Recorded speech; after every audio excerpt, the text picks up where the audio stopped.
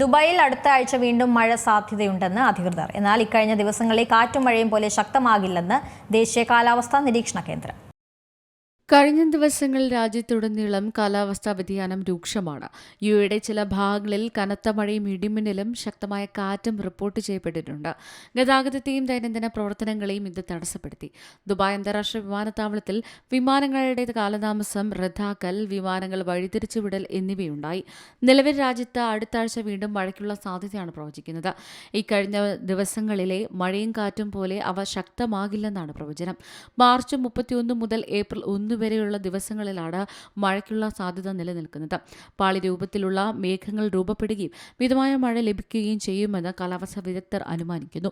അതേസമയം ചില സ്ഥലങ്ങളിൽ ഒറ്റപ്പെട്ട ശക്തമായ മഴയും ലഭിക്കും. അല്ലൈൻ ഉൾപ്പെടെ തെക്കൻ ഉൾനാടൻ മേഖലകളിലാണ് കൂടുതൽ മഴയ്ക്ക് സാധ്യതയുള്ളത്. തീരപ്രദേശങ്ങളിൽ പുതിയ കാലാവസ്ഥാ മാറ്റത്തിന് വലിയ സ്വാധീനം ഉണ്ടാകില്ലെന്നാണ് പ്രവചിക്കപ്പെടുന്നത്. ഇതിൽ ജനങ്ങൾ പ്രത്യേകം ആശങ്കപ്പെടേണ്ട സാഹചര്യമില്ലെന്നും വസന്തകാലത്തെ സാധാരണ കാലാവസ്ഥാ മാറ്റങ്ങളുടെ ഭാഗമാണിതെന്നും അധികൃതർ വ്യക്തമാക്കിയിട്ടുണ്ട്. News desk Malayalam news. ഏറ്റവും പുതിയ വാർത്തകളും വിശേഷങ്ങളും വിരൽത്തുമ്പിലറിയാൻ മലയാളം ന്യൂസ് എല്ലാ ഡിജിറ്റൽ പ്ലാറ്റ്ഫോമുകളിലും ലഭ്യം.